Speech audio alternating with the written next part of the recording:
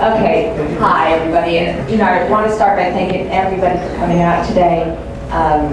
We give our time, but it's more important that you give your time to us, and I thank you for that. My name is Deb Moore, and I have left some of my biographies, and I placed them around a little bit, but I wanted to expound on that a little bit. I do come from a military family, and I joined the military myself. My mother is German, and my dad met her when he served in World War II. I do speak conversational German. I spent time traveling with my father for his 27-year career, but I joined the military myself at 21, and I came down here to Quarry Station in Pensacola where I trained as a cryptologist.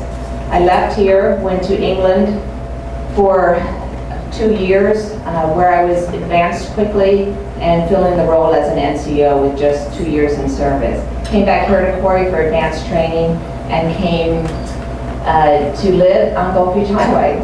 And when I was there, I came to Perdido Beach because I liked it a lot better than the Pensacola Beach. It was much more serene out here. Then I was off to Crete, Greece for 3 years, where I met the man that eventually became my spouse. We came back here to Quarry Station again. I was an instructor, and we married here at Quarry Station. We had our rehearsal dinner at Marcello's, our reception at Jock's Courtyard, and got married at Quarry Station Chapel. So we left from there, but I ended up doing a 2-year unaccompanied tour in Japan. Unaccompanied meaning by myself, while he figured out a way into his schooling and the rest of his career. But we joined forces again after I left the service at 12 years as a master sergeant.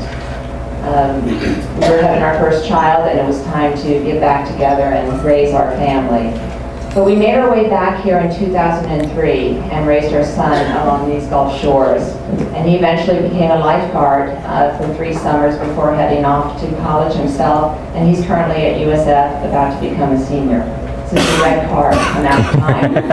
Okay, so this brings me back to here and my role as trying to serve you as your county commissioner. Thank you. I'm not one to sit still and complain about what's not happening here in District 2 or Escambia County, and I promise an informed voice for you. So I'm ready to bring that from day one. My job as county commissioner is to understand the needs of the community and provide that link to those answers. That's why I talked to Dr. Taylor at the Board of Education about workforce education and what we are doing right here. I've talked to, students are coming out of high school with industry certifications that they're earning these in high school right now. I've talked to Career Source Escarosa, and also, did you know that at PSC they can graduate with an associate's degree and earn 6 figures right now? This was in your Pensacola News Journal today. Okay, so we have programs here in place. If our community is not aware of that, then we as leaders are missing the mark on that. So that's my role as a county administrator, to get that word out to the communities, get that word out to the people, so they know the opportunities that exist for them.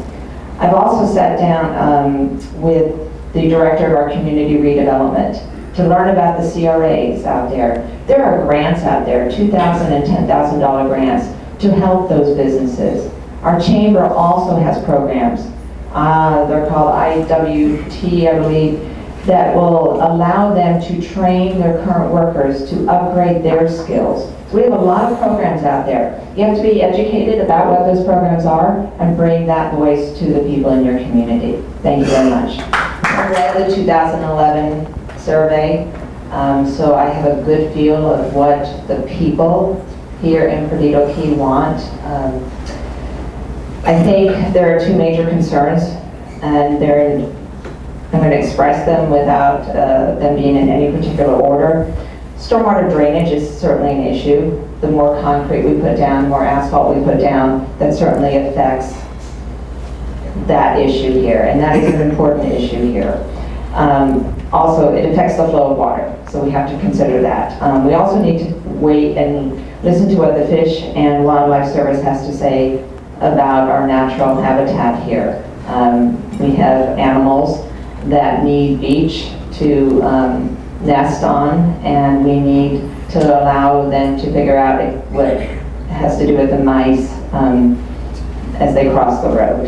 Okay, so we have to take a look at that. That is a concern, okay? But public input is important too, and I'm a good listener, okay? So we may have to look at that, whether we lose hundreds of millions of dollars or not, on what that master plan was. I know from experience, having fought traffic lights before, when you go shopping at Cordova Mall, I want you to know they were going to cut down 2 trees at the corner of Bayou and 12th to widen that intersection there, and I hugged those trees, and they are standing today, okay? So I know what it's like to fight at a TPO meeting and win, okay? So they do change their mind on things, okay? But we also need to create pedestrian-safe areas and jogging, biking paths. I believe in that wholeheartedly. So, and I also want to say one thing real quick. I still got a yellow flag here. When you're driving 35 miles an hour, and this is true on Main Street in Pensacola, and they have pedestrian crosswalks, it is so difficult when there's a car behind you to stop for a pedestrian in a crosswalk. So that is even too fast. So 4-laning with a high speed is not possible. Okay, thank you very much. That's the most clever comment you've made since you've been on the job.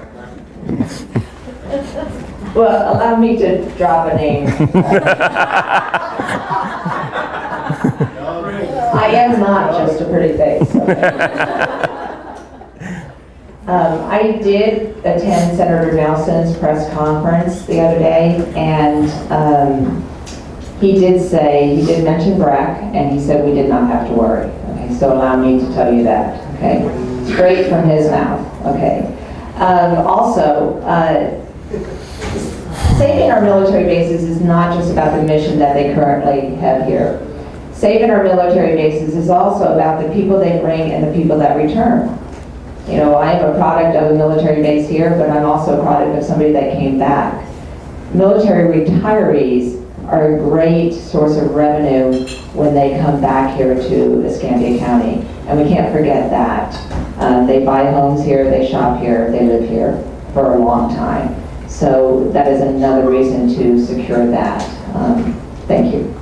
County Commission chambers during the public forum when the residents of Wedgwood showed up in their orange t-shirts.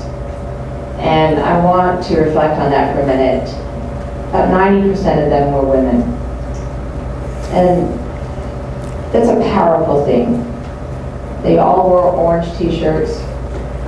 And these were moms, mothers, grandmothers, okay? They had something to say, and if you've been following that news in the newspaper, they moved mountains.